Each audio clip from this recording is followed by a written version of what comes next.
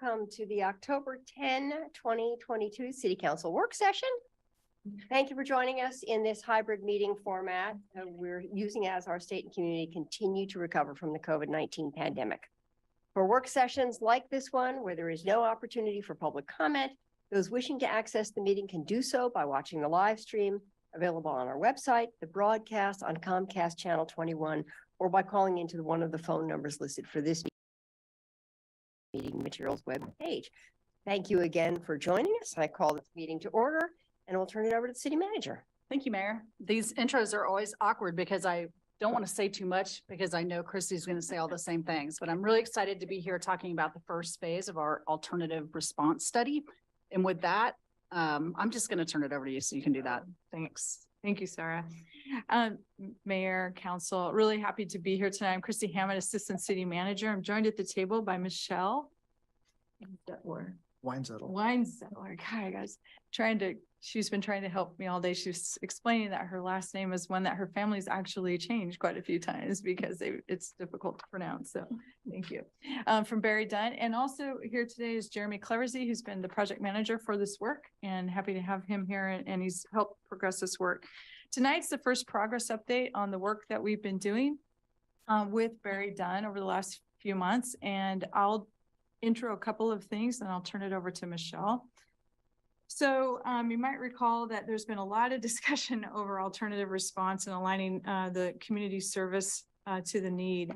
And a lot of work has happened across the organization. We are, what I would say is really great at creating new systems to develop the gap filler to the need that the community has. And a lot of ways that we've done that. And you'll see that on the next slide as we talk about the different services that we do provide.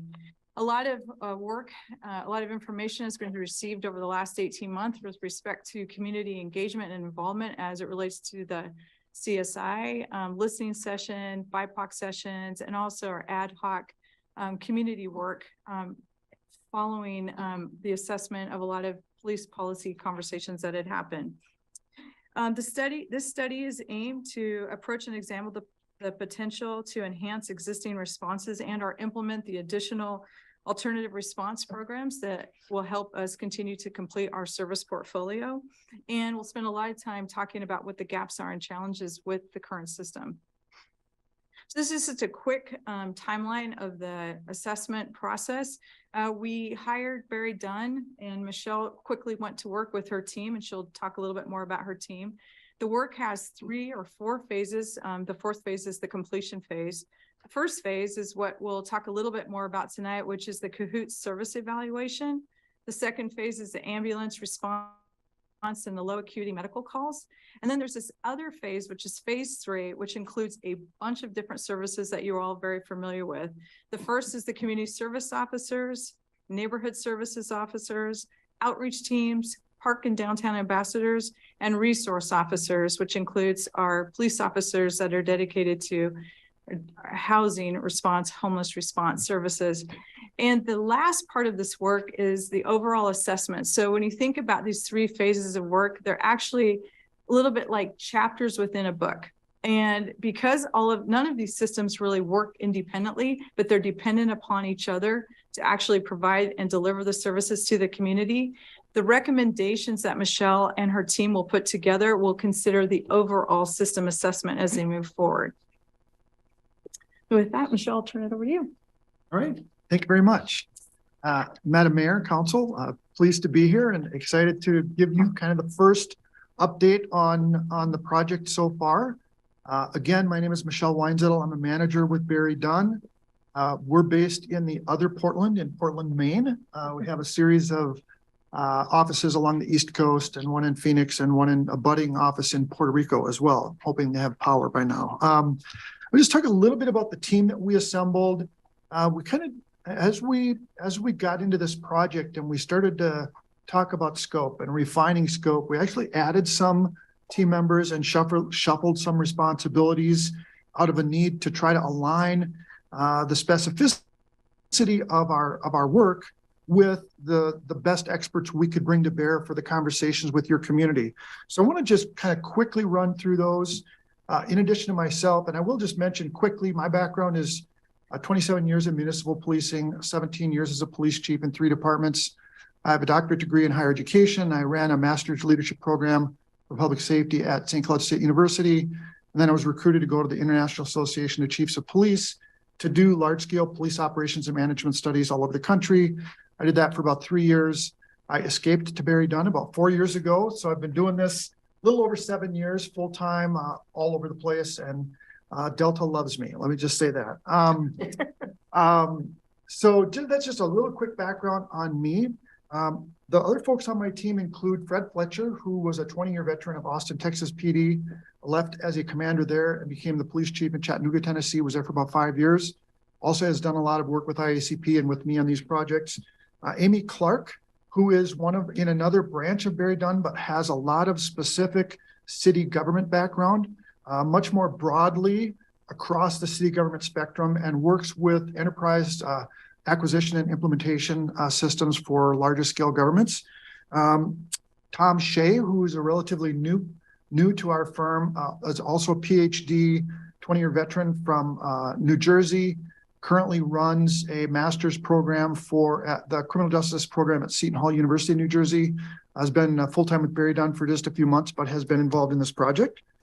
Mike Persley, who is the current seated police chief in Albany, Georgia, who also has a lot of background, obviously, in policing. Nancy Pass, who is a dispatch communications specialist, also runs the largest communications center in the upper Midwest in Ramsey County, Minnesota, where St. Paul is located. And also, so not specifically on team site members, but we have Yoko McCarthy, who is an expert in data analysis and budgeting and finance, and also Gloria Reyes, who is one of our DEI experts that we collaborate with regularly. So that's a big team of folks, several of which have been on site, but all of which will have their hand in overall looking at the project and our outcomes. And one of the key pieces to this, and I mentioned Gloria in particular, one of the key things that we need to be conscious of unilaterally in the work we do, and certainly more so in today's climate, is looking at these projects through an equity lens. So as we just be aware that all of the work that we've done across this project holds that kind of underpinning framework to make sure that everything that we look at in terms of what has been occurring, where we observe potential gaps, and where we're going to point to in the future includes those specific provisions that seek to ensure that everyone has equal and equitable access to services appropriately. Go to the next slide. So there's a lot going on this one. I'll talk for a little bit here. And by the way, I'm not sure what your protocols are. Feel free to interrupt if you have a question along the way. That's just fine with me, if that's okay with the mayor.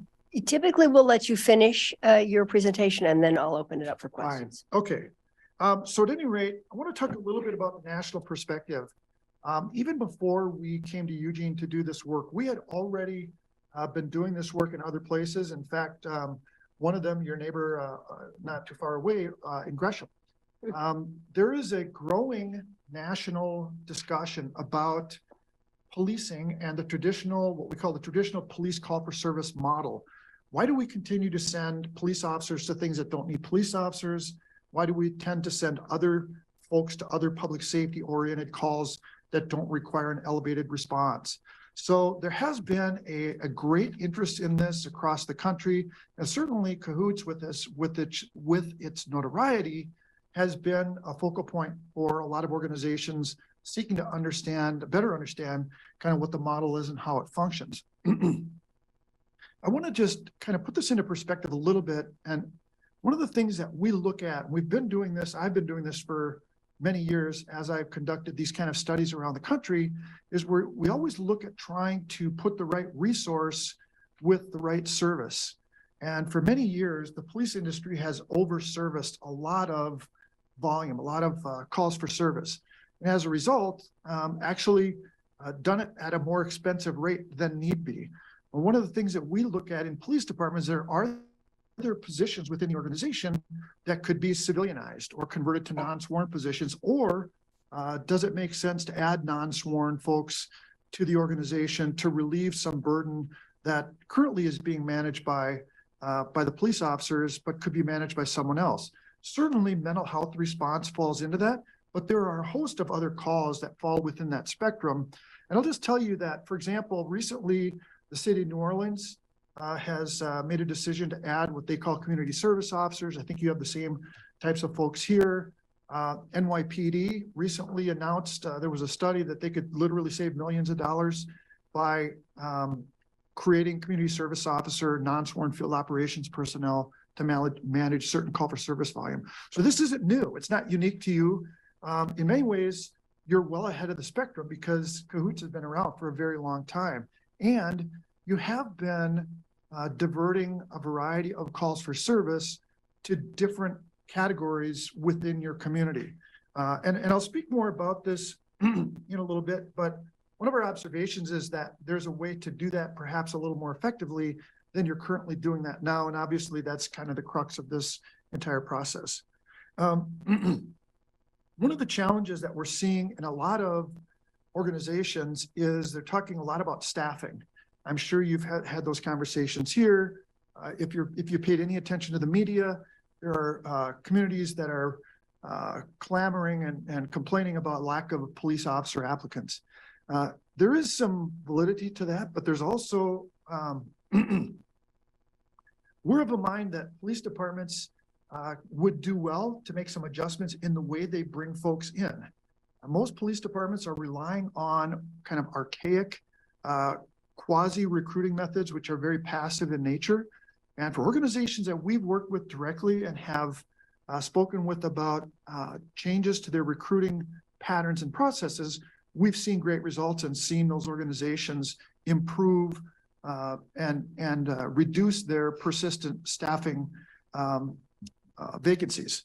But at any rate, along with those kinds of recruiting issues, again, a lot of organizations saying, gee, we're short people. Maybe we should just bring in some non-sworn professional staff to do these kinds of things.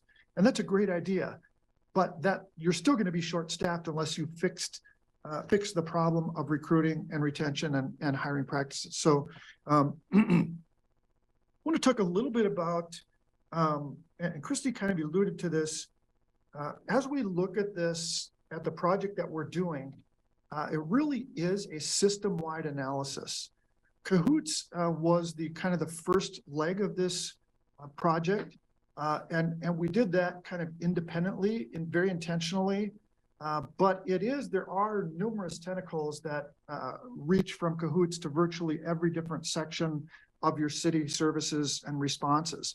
So as Christy mentioned, what will happen with this is we've already made some observations of gaps and various pieces of the processes involved in the Cahoot service model. But in order to create effective, actionable recommendations, we need to weave those gaps and observations into the gaps and observations we make with respect to your new ambulance model and the other alternative service delivery methods that you have within the community. So all that's to say that we're really not prepared to talk about recommendations at this point because they're so intertwined.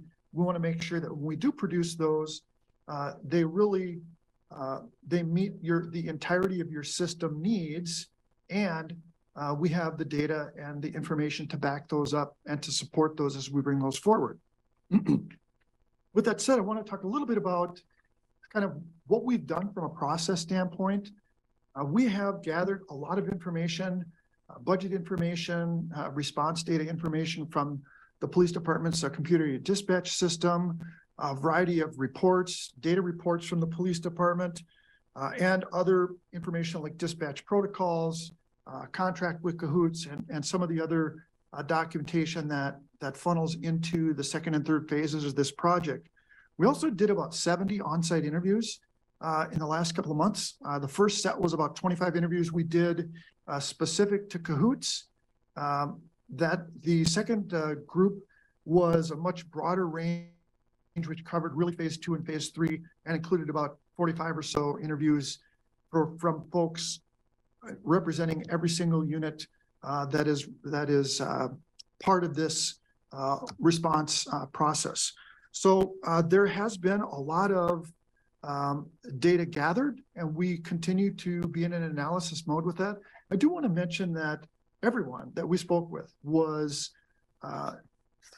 very collaborative, very willing to share with us, to speak with us, to provide information. In fact, we met with Cahoots. They were terrific. We met with several of their staff, and we also were able to obtain a data set from them on the work that they're doing on behalf of the city, and we're able to perform some analysis on that data. I'll talk a little bit more about that, but suffice to say that we have gathered copious data through existing data sources, through interviews, and through a variety of other means to help us gain a broad understanding of the current system as it sits, and then to look for those gaps that we want to exploit to go forward and provide recommendations for you going forward. You can go to the next one, Christine. Yeah. I want to talk a little bit about Cahoots in particular. First of all, I want to talk about the model. You know, as I mentioned, this certainly has a lot of national attention, and really for good reason. This is a very good model. As I said, particularly the mental health outsourcing, mental health response is a really key area for police. And it is worth noting that not every community can do this. You happen to be of a sufficient population and base that you can have this type of service. Whether you realize it or not, about 75% of all police departments in the US have 25 or fewer officers. And so for those communities, most of them cannot engage this kind of a model in a full-time model. And in fact, one of the communities we're working with right now is certainly bigger than 25, but still not really able to absorb the cost of a program like this. So it's a great model. The good news about it is that it's well received. It's very much desired by staff and community members alike. And because of that, it has had a lot of success. That success has come at a certain cost. What we heard consistently throughout folks that we spoke with was, Cahoots is great, we really need them, but their availability has really suffered and response times have been a challenge. And that has resulted in a challenge for the intentional purpose for which it was developed in the first place. And I'll talk a little bit more about that in just a moment. The bottom line is that because of their successes and because of the success of the program, in many ways, they've become overburdened. And that has really created kind of a bottleneck in terms of providing these core services. And I want to just say that this really isn't anyone's fault. In fact, it's kind of the opposite, right? The success of this program has been such that it has evolved and bred more success, which ultimately has created some challenges in the ability for them to deliver services consistently and persistently when needed. So talk a little bit more about kind of just some of the pieces that came out of our observations and some of the key observations. The first one has to do with data challenges. Data is wonderful when it's collected correctly, when it's granular at a level where you can analyze it and really make some sense out of it. There is a lack of granularity in the CAD data that's being collected right now at the city level. There's also a significant challenge with the granularity of the data that Cahoots either collects and or is willing / able to share with the city due to data restrictions and those types of things. So one of the things going forward, and by the way, this is not unique to Cahoots. We've seen similar observations across your other service models, but there is a real need to improve the quality of the data that you're collecting so that it can be better observed and managed and monitored going forward. It is really important to develop consistency, not only within the comm center for how they categorize data, but also for field personnel and understanding how to code and how to update the CAD record upon completion of a call so that it's clear what occurred. If we look at the and I don't have the numbers in front of me, but in the Cahoots data, there are oftentimes multiple notations of types of service delivered based on a single record.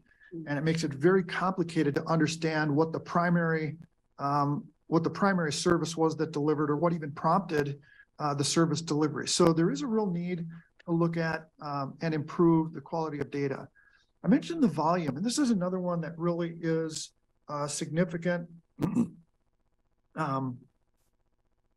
Both the police department and Cahoots reported to us extensive volumes. And in fact, the data that we reviewed completely supports that. There is the volume has become burdensome in a variety of different ways. There is a need to consider how we adjust volumes such that availability is established, particularly for Cahoots. And again, I mentioned this earlier. One of the things that has happened with Cahoots is because of its success, it has taken on additional responsibilities and burdens beyond what its initial concept was for. And if we think back to when this was originally developed 30 years ago, there likely wasn't sufficient volume for them to stay busy on mental health calls 24 hours a day. And so invariably, the next question is, oh yeah, we can take care of that. Well, we can do this and we can do that and we can do this. And again, not passing blame on anyone, but what that has manifested in is a variety of calls that are being managed by Cahoots that, quite frankly, you're sending a very expensive resource to manage, when in fact, what that is an opportunity lost for them to deal with a more specific type of event that really is more attuned to the services and skill set that they possess. I also think it's important to mention that when we think about volume and activity, there's been a lot of conversation about, what Cahoots does, how much volume they relieve the police department of, or the public safety system of. And I think it's relevant to mention that there is a portion of volume that Cahoots is absorbing, which police traditionally and in a lot of communities would respond to directly. There is also a very large portion of volume that Cahoots is managing, which we could perhaps identify as humanitarian or service-based volume that most communities do not provide at all. And even if they do, it doesn't fall under the spectrum of police or fire services. And so we just want to be clear that as we look at the total overall volume of data that's in front of us, there is a portion certainly that is or would be police or fire related under a typical circumstance. But again, there's a very large volume that this city is providing, which certainly is admirable. And it's, I think we applaud you for providing those services, but again, not necessarily being provided in the most cost-effective way, particularly when we think about the types of services that are really catering to individual needs or just, kind of general human needs, as opposed to providing the types of mental health, counseling, crisis types of services for which Cahoots was initially created.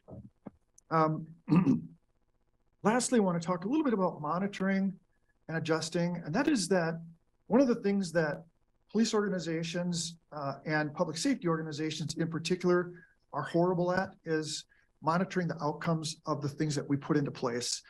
We get a great idea, looks like a great idea, everybody agrees it's a great idea, and we go, let's do this. And we do it, and we go, this is great. And we don't really ever go back and check, is it really great or is it not? And so this is an important step for you in understanding is this great? And if it is, that's terrific. How do we sustain the parts we like? And if there's pieces of this that maybe aren't as great as we'd like them to be, how do we make the right adjustments to be more wise with the expenditures of our very important fiscal resources? And how do we do that in a way that best supports overall needs of our community and certainly helps bring Cahoots into a more square perspective with, again, its origins and the real needs and desires of your staff across the community. Next. Thank you, Michelle. So one of the things I've really appreciated about working with Barry Dunn is just that they have really taken the effort every time they've been here, Michelle and her team, and I've had a chance to spend quite a bit of time with them, not only really are seeking to just pull the information, but to really understand the information and dig into it in a way that I think that we can improve our overall service delivery. So really appreciate you being here today. The next steps in the process is to complete that service view. We talked about the different phases of work. One of the things that Michelle and her team have been doing is they haven't just worked on one thing. As she said, they've done over 70+ interviews and talking with different folks to make sure they understand the services.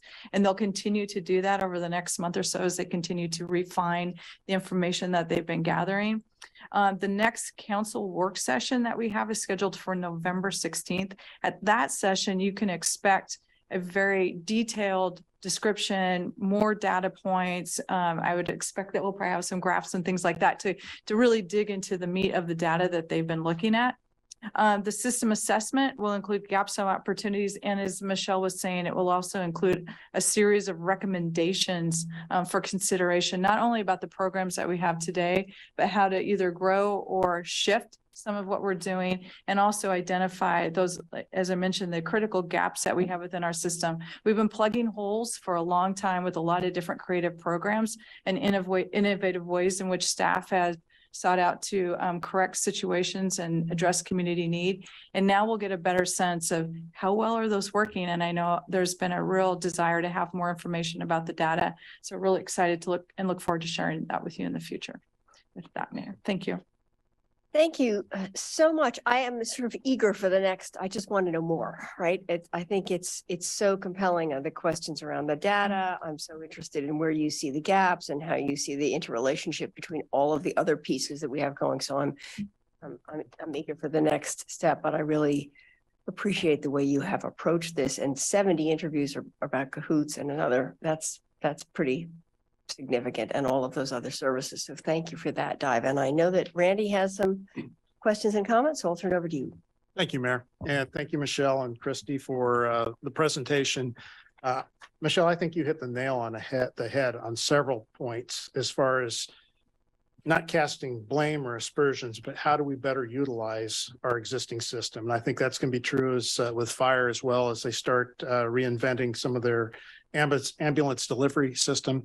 Going specifically to Cahoots, did you do any analysis on the percentage of calls that are self-initiated versus coming through Central Lane 911 versus called for by field units in either police or fire?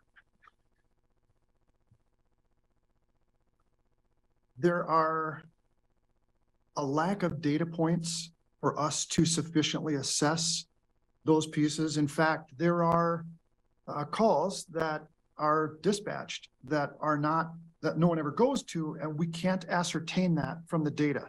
So this goes back to the quality of the data that I was talking about at the outset.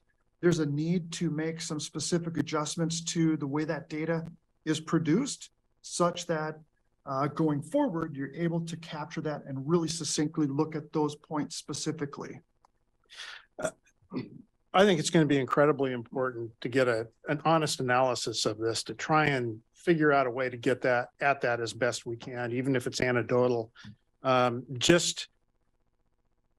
think there's a lot of well-intentioned activities out there, but without a level of field supervision, it's hard to make sure the overall system is considered on each individual self-initiated response.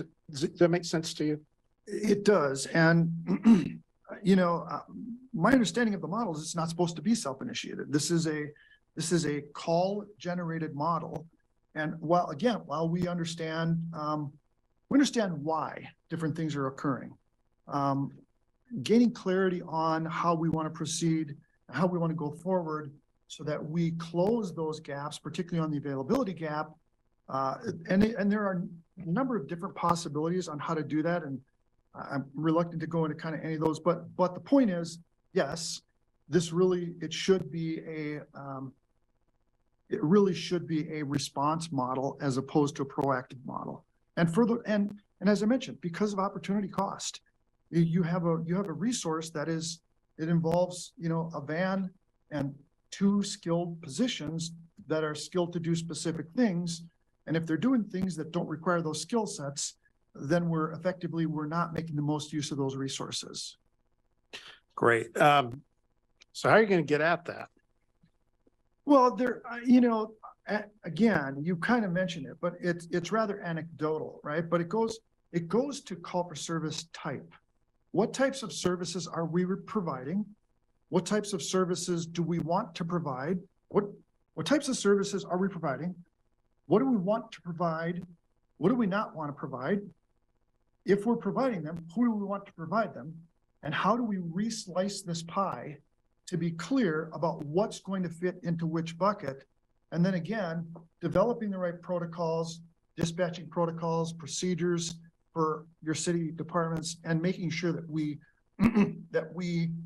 emphasize the importance of people staying in those lanes, unless there's something urgent and we have to divert somebody in some other fashion. But ultimately, it's going to involve really isolating those call for service types, getting somewhat granular, like I talked about with some of the data points, and then doing a reset on that entire system to make it clear who's going to take care of what and what makes the most sense fiscally and from a resource management standpoint.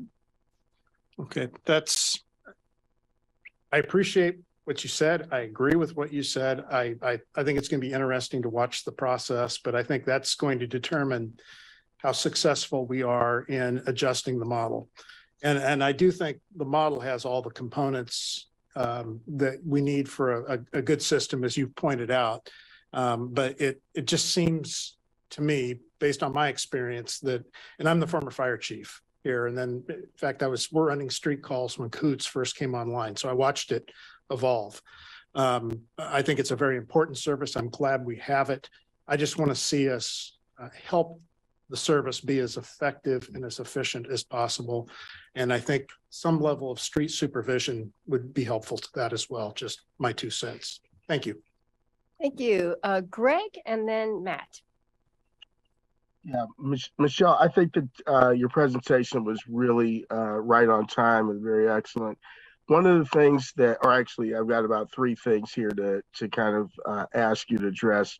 One of them is the fact that the contract for Cahoots is with a nonprofit, Whitebird, and I know that they're fiscally challenged now and continue to be fiscally challenged. The other piece of this that really kind of disturbs me is the fact that the people who work for Cahoots are not adequately compensated, both in the area of direct pay and other personnel expenses.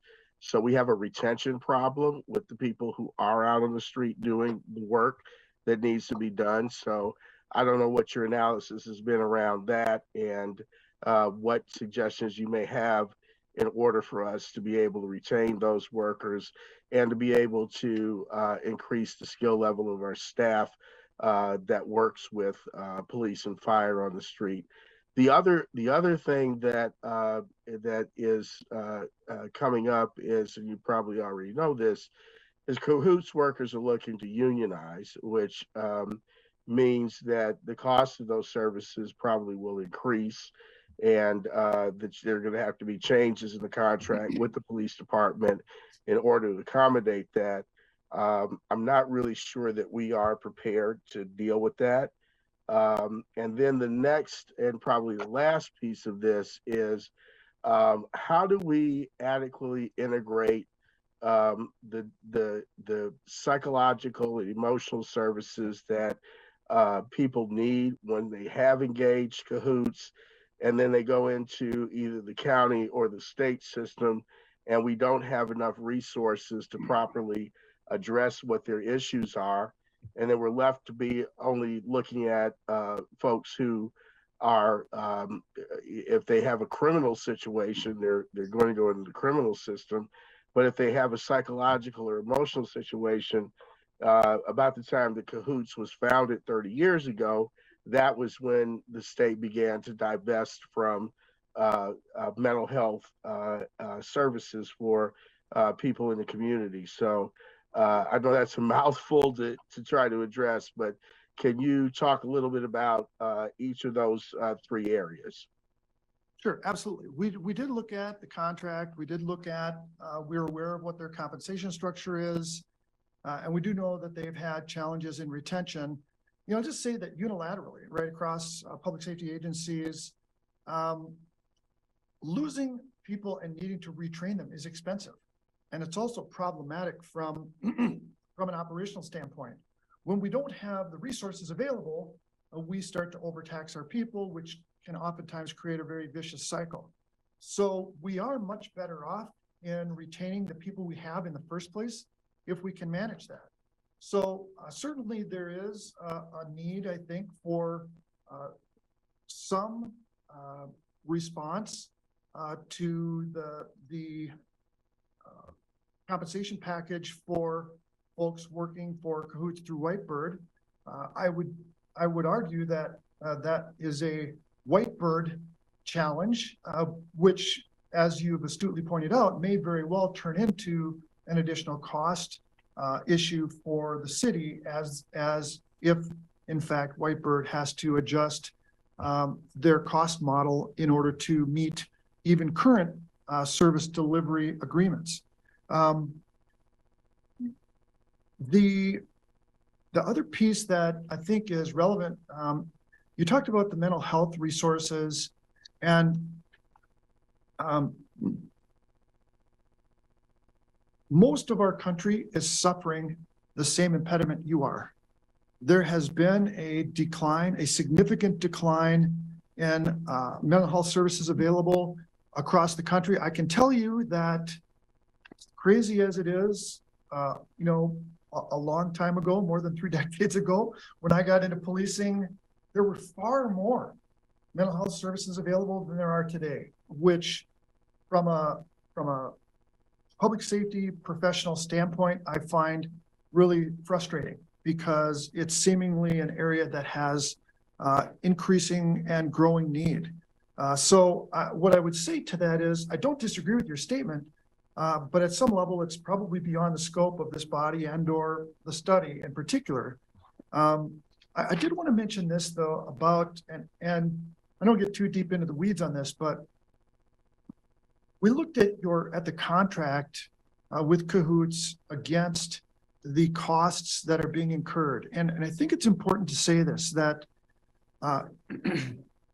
in hiring skilled services, your contract seems to be aligned with what the cost of those services should be for delivery of skilled services.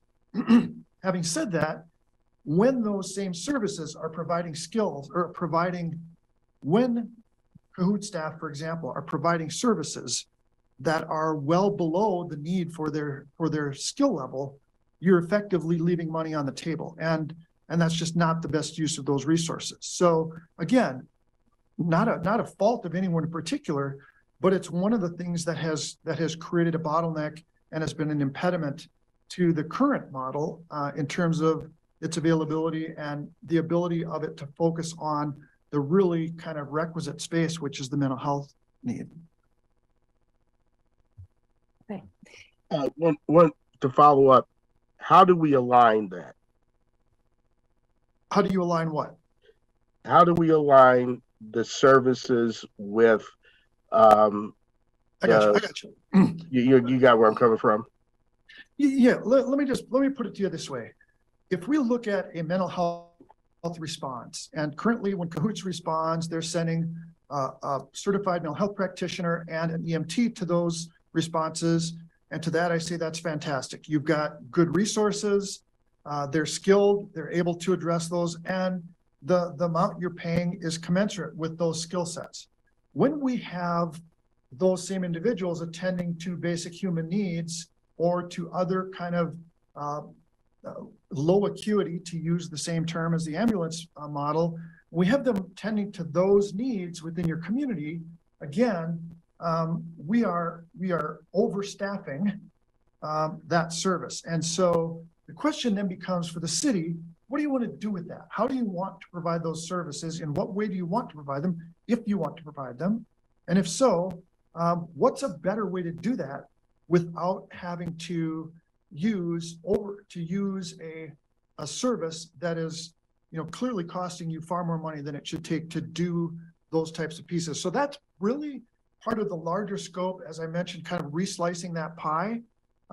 As that process proceeds, it would certainly be my expectation that some of those pieces that are currently, being executed by Cahoots would be peeled off in one way, shape, or form, and go to some other entity, whether that's an existing city resource or perhaps some other resource that might be identified.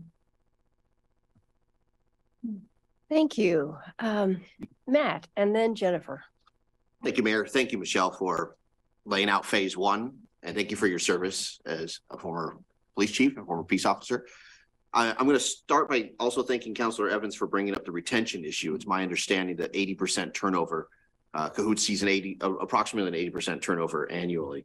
As a member of the Human Services Commission, I've long encouraged service providers across the region and across the state to unionize, and I applaud workers standing together for improved working conditions, worker safety, and family benefits. So I look forward to seeing how that conversation plays out. I've got a couple questions, several questions that may be answered in phase 2 and phase 3 in November, but do we know what percentage of EPD officers are deployed when a mental health professional or mental health practitioner and EMT from Cahoots are deployed? There's no way to know that answer. You don't have the right data to know that answer. Mm. That's the short answer. That's concerning. When you talk about a response model, are you talking about a model that's a 24-hour-a-day model and potentially a model that has a 3-digit number associated to it, like a 911, rather than calling a non-emergency EPD line to get through to Cahoots? Are you talking about Cahoots in specific, or are you talking about the broader model? Cahoots, or any Cahoots-like program nationally. Well, are there any that have that are dispatched in a way that's either separated from police dispatch or a quicker way for the community to connect to?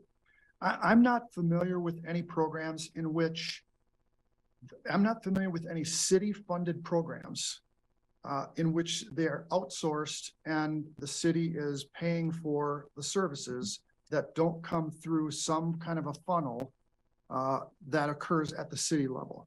And I don't think that the funnel, so to speak, is broken. We're going to probably have some recommendations along those lines, but so I don't think the methodology to reach Cahoots is necessarily broken. But again, some of the data pieces really could use some adjusting. Okay. When we well, let me look at this. The volume of and the sheer volume of cases Cahoots manages. It's my understanding that if a case rises to a level that requires a court appearance or an offense in which a subject is in a court of law, that a police report is received and accepted by the bench, but a Cahoots report doesn't exist or isn't sought after or accepted. And is there a system that you know of nationally in which mental health practitioners or EMTs can provide reports that are accepted in a court of law, so it doesn't all fall on law enforcement, on EPD, and may give the court a wider snapshot of a particular incident and may take a load off law enforcement? Is that a model you're familiar with, or am I putting the cart before the horse before phase 2 or 3 recommendations. Well, it may well be that that's part of phase 2 and phase 3, but let me say it this way. If there's a matter that comes before the court, inherently the police would be involved and there would be documentation from the police. Models that I'm aware of nationally where there are embedded social workers directly in police departments that work side by side with the police and oftentimes are even independently funded. Again, they work collaboratively, and those entities, if they were to produce a report, it would become a part of the police record, which of course then would be available to the court and be used in support of whatever process might occur. If you're talking about civil matters, which may have a completely different perspective, the courts have wide latitude in deciding what to receive or not receive. And if in fact we're talking about civil cases that might involve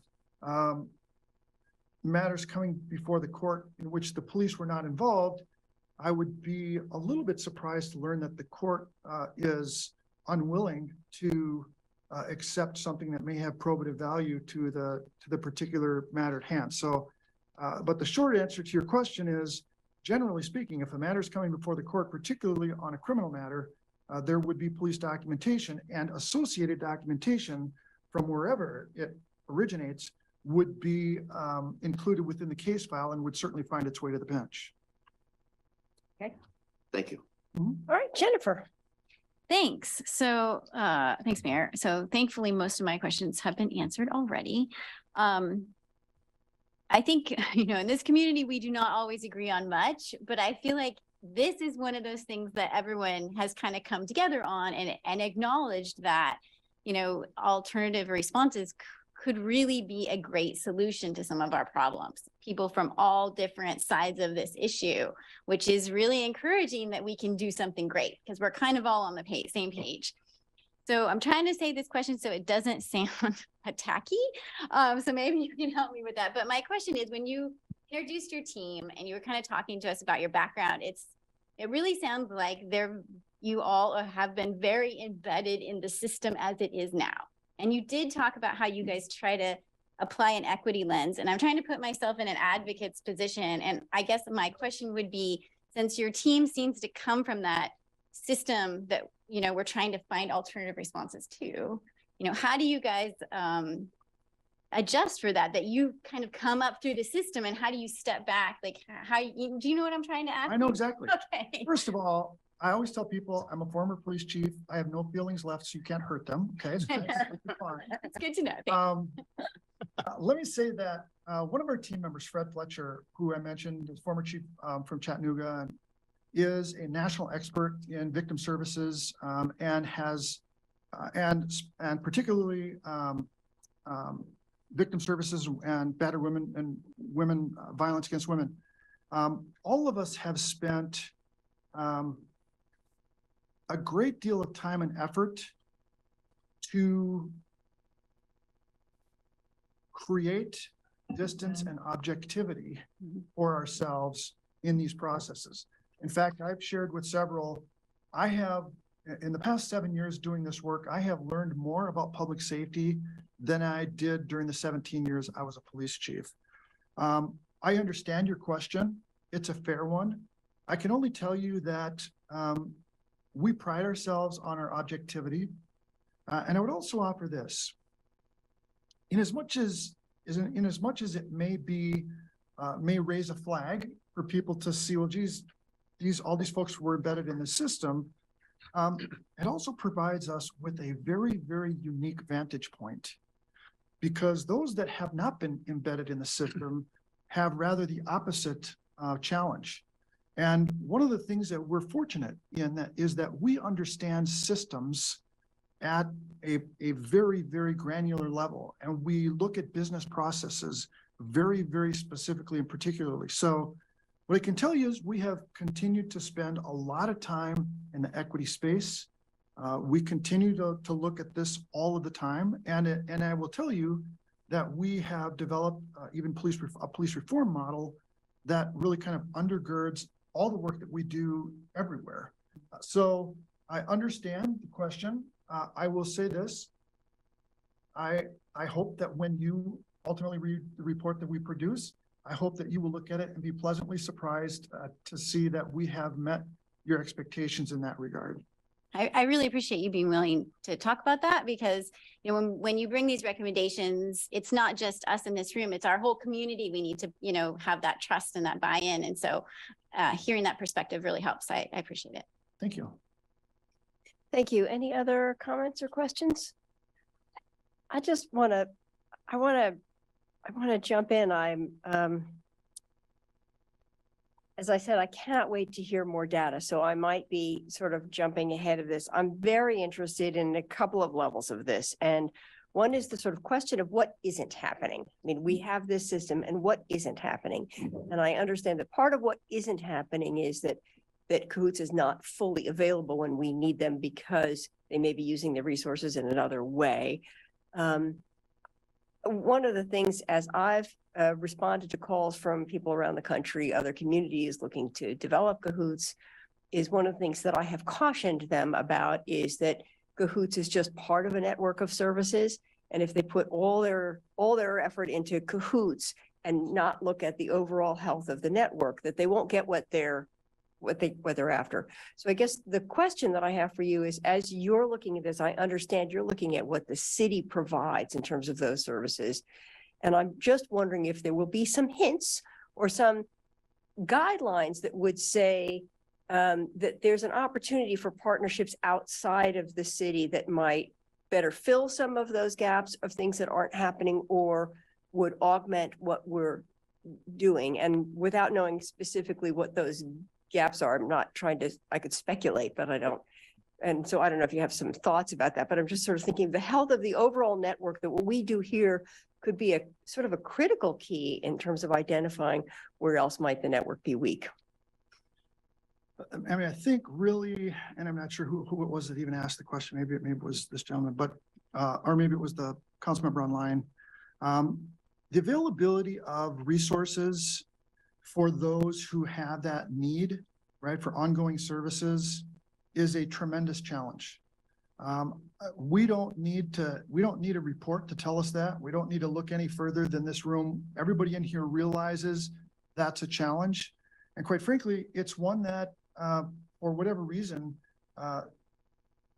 we seem to be struggling to get, when I say we, the country seems to be struggling with getting our legislative bodies to dedicate the right resources to those needs. So what I would tell you, Madam Mayor, is that as we look across the spectrum of what you're doing, there's a certain amount of services you can provide, and there's a certain amount that you can control. And to the extent that you can control those, that's really our mission, is to help you understand what's the most effective and efficient way that you can deliver those within the spectrum of control of services that you have control over. Certainly, if there are resources that exist outside that spectrum, then we can talk about opportunities to engage or refer folks to some of those services. But effectively, that almost becomes kind of a secondary piece. It's really kind of tier two, right? We have our model, and then there's that next thing that happens outside of that model. And so I don't really mean to pass the buck, but I kind of am, because at some point you're just not in control of those pieces as much as we'd like to be. And so the best that we can do is to say, here's what we have available. Here's how we can help you. Here's ways that we're doing things, quite frankly, that a lot of places don't even think about doing. And we're providing these resources in a very, very, again, admirable way. And we're still concerned beyond what we can provide. And I just will tell you on a personal level and as a consultant, that concerns me too. Yeah. I think just to the piece of knowing that we have inadequate mental health services regionally, statewide, nationally, and recognizing that this is a mental health service that we're essentially funding. And yet it's sort of a stop, right? I mean, they only go so far. If they deliver someone to the psychiatric unit, then our part is done. We've delivered this person into safe hands. We count on the rest of the system, and the rest of the system is not there. And so. If I could use an analogy, when I was a brand new fledgling fledgling police officer, I was told your job is to find the bad guys and take them to jail. And after that, it's someone else's responsibility. And if we dwell too much on what happened after you get them there, it can be a very, very frustrating existence. We have to think about when we approach these kind of things, we have to think about what we have impact over and what we can influence and what we can change. And at a certain point, we have to do our best to do our best. And after that, somebody else has to be able to pick up that ball. Now, are there things we can attempt to influence beyond that? Absolutely. And should we do that? Of course. But also there are limits to what, you know, the city can afford to do and what you can functionally get accomplished. And the value of the data that you collect is right sizing those expectations, right? 100%. It's just really right sizing those expectations. But just as living in the political world, it's also a benefit to me to be able to say, we're doing this piece and now we're looking to you, other entities, legislators, others, to do this other piece for us because we can't carry this all the way through. Let me just add that one of the things that we do, one of the things that I feel fortunate in that I get to travel all around the country and I get to look at what organizations are doing. And I get to collect what I call best practices, kind of gems from all over. I think you probably know this based on, you know, the phone calls you're getting and so forth. But what you're doing here is a best practice. But I want to clarify, it's not just about cahoots. Yes, cahoots is a great model and it's important and there's a lot of need for it. In fact, you know, as we get into the details and provide the report and the recommendations, we're actually going to try to bolster that and make it more effective. But really cahoots is one piece of the machine and you have a much, much larger machine. Again, to put it in perspective, we interviewed about 20 people about cahoots. We interviewed about another 50 across the rest of your city services. So it's effective. It's a good model. It's something that certainly is a best practice, but it's a piece of a larger best practice that you as a city are engaging in. Yeah. Thank you for that. Thank you very much. Any other questions or comments from anyone? Oh, Greg, there you go. Take it away. Michelle, you mentioned best practices. Are there other cities where there are best practices or pieces of the puzzle that are working that we could borrow from and incorporate into what we're doing with cahoots and other pieces of the system that could help us improve what we are doing and enhance where we're going with this? Do you have other folks that you have worked with that are doing some creative and innovative things that we could borrow from and use here? So let me say that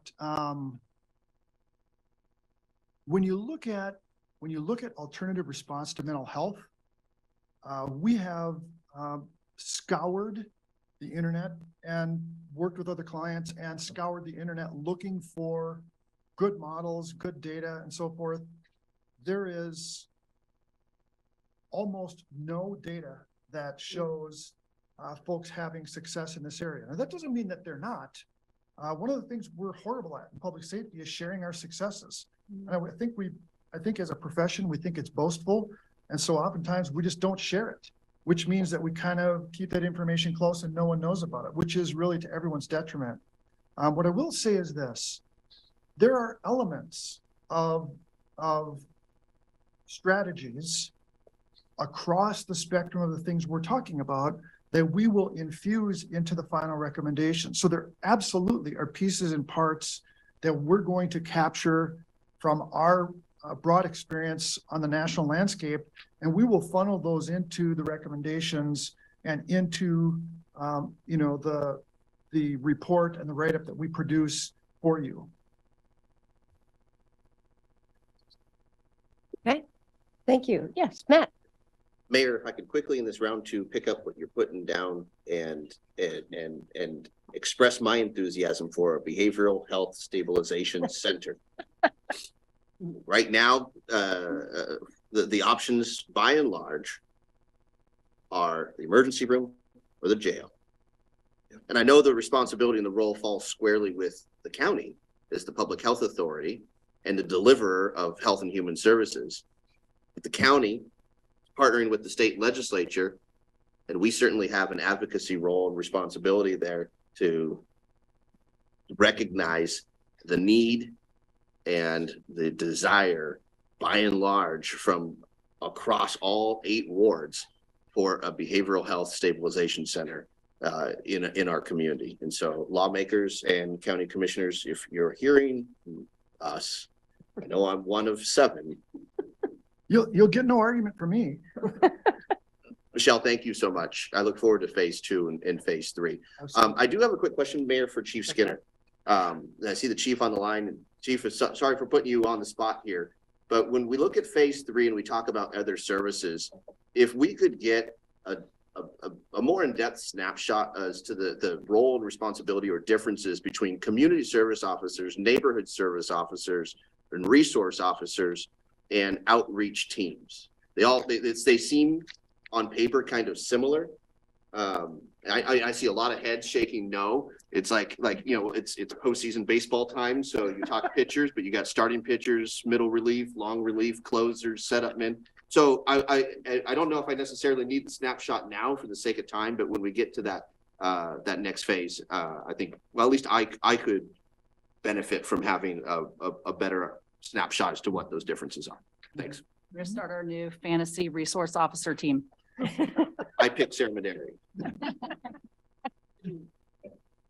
Okay, with that, I think all questions have been asked and answered, and thank you so very much. We're very eager for the next round. I believe. Is it? Nod your head, Chris. That's Chief has an answer right. Chief, do you have a longing to comment? jump in? You're done. Chief. No, I totally understand what Councilor Keating is hoping to accomplish. I think it's going to be important for us to identify the roles of every single one of those. When you think about the efficiencies we're trying to have, over the last few years, we've certainly been throwing a variety of different resources at the problems we've been having, and there's been some overlap from time to time. Some of those resources work really, really well together and understand their roles, but it's happened kind of organically without intentionality. And so we need to clean that stuff up. The one thing that I would just leave council with is, the police department's been fully engaged in this work with Michelle and Barry Dunn, and have enjoyed our opportunity to share and work closely with them. Equally, we're working closely with Whitebird Cahoots, specifically with Chris Beck. He and I have a really close relationship. We're working on building a framework by which we enter into a new agreement. Remember, our contract expires at the end of this fiscal year. And so it's important for us to have some of the details hammered out before the next fiscal year. And right now we are starting the initial stages of writing an RFP that we think can be very detailed and do that reset that Michelle was talking about, so that everybody understands what the responsibilities are. We're also looking at Central Square and our CAD system to see where we can make some adjustments to better capture data. It may be a system limitation and it may be a user limitation. And in the event that it's a user issue, we can certainly clean that up. So we're hearing Barry Dunn loud and clear, and we're already starting some of that work and looking forward to future work with them. Thank you very much. And with that, I think we are adjourned. Thank you so much.